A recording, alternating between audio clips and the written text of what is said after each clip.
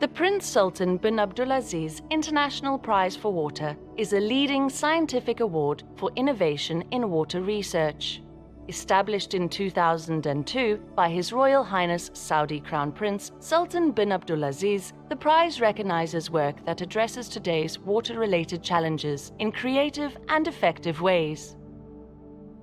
In order to award innovation in every aspect of water science, the Prince Sultan bin Abdulaziz International Prize for Water offers a suite of 5 prizes covering the entire water research landscape.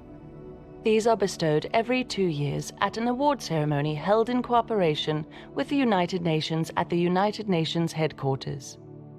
The award ceremony for the 9th award was held in conjunction with the UN High-Level Meeting of the Water-Related Goals and Targets of the 2030 Agenda, which was held on World Water Day at the General Assembly of the United Nations in New York. Due to the COVID-19 pandemic, the award ceremony was a virtual event. The ceremony took place under the patronage of the custodian of the 2 holy mosques, King Salman bin Abdulaziz Al Saud, and was presided over by His Excellency UN Secretary-General Antonio Guterres, along with Mr. Volkan Bozkir, President of the United Nations General Assembly. For its 9th award, the Creativity Prize was awarded to the team led by Dr. Benjamin Shao of Stony Brook University in New York, which includes Dr. Priyanka Sharma. They developed an environmentally friendly biomass extraction process to produce cellulose nanofibers for low-cost, energy-efficient water treatments. This technology promises to provide clean water to off-grid communities in the developing world. Technologies such as mine that can convert any biomass waste surrounding us into useful water purification materials, and the impact will be tremendous to the entire society. The innovation in water research involves sustainable and simple pathways in improving the access to safe drinking water through water purification, water conservation, and by better water infrastructure. Our research will try to help those people in need to come up with more effective and cheaper water purification materials, so everybody, especially those people in need, can have safe drinking water with less cost. The Creativity Prize was also awarded to the team of Dr. Sharif Al-Safti, managing researcher of the National Institute for Material Science in Japan, for developing unique nanomaterials that enable the simultaneous detection and removal of contaminants during water filtration, so hazards can be removed while healthy minerals are retained.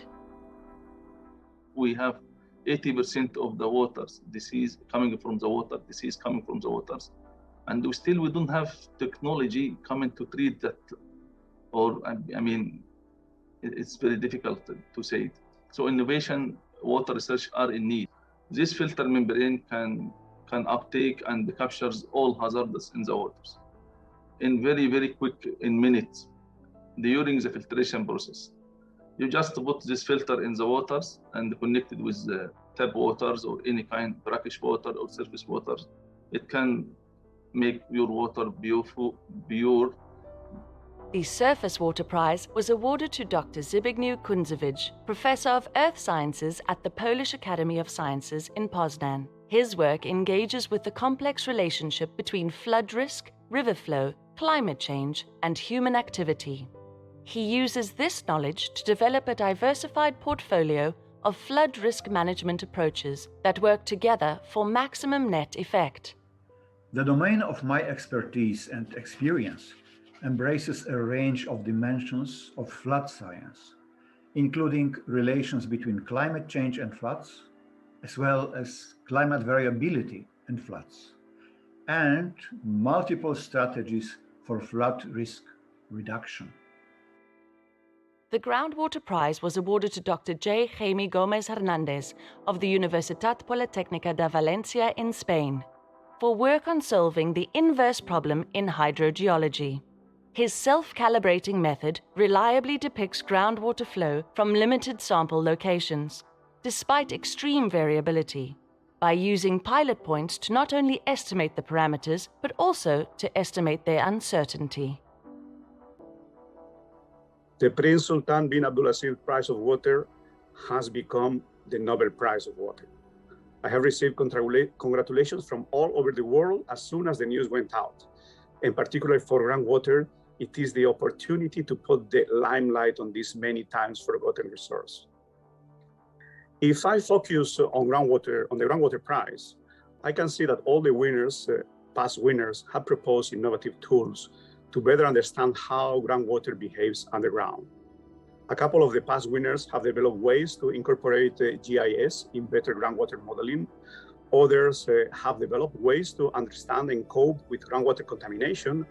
And another group of winners, myself included, have worked in the development of numerical models that will serve to see the invisible underground, or at least to have a better understanding of what this invisible underground looks like.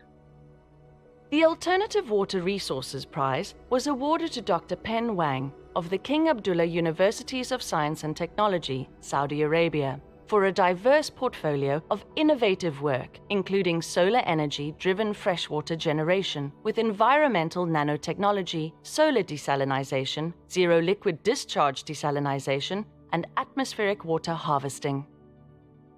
Innovations in water research are on two fronts.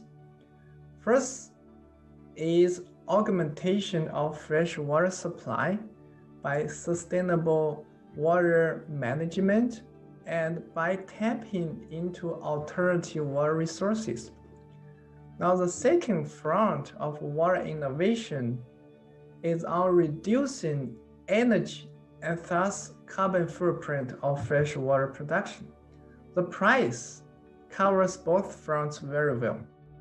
The Water Management and Protection Prize was awarded to Dr. J.R. Lund of the University of California, Davis for developing the Kelvin supply optimization model that couples traditional water supply criteria with economic considerations.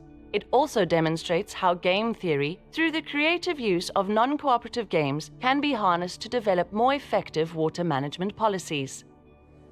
Within this, my deeper specialty and area of contribution has been combining engineering and economic ideas and methods, particularly optimization, to create and apply hydroeconomic models to gain insights on water problems and promising solutions.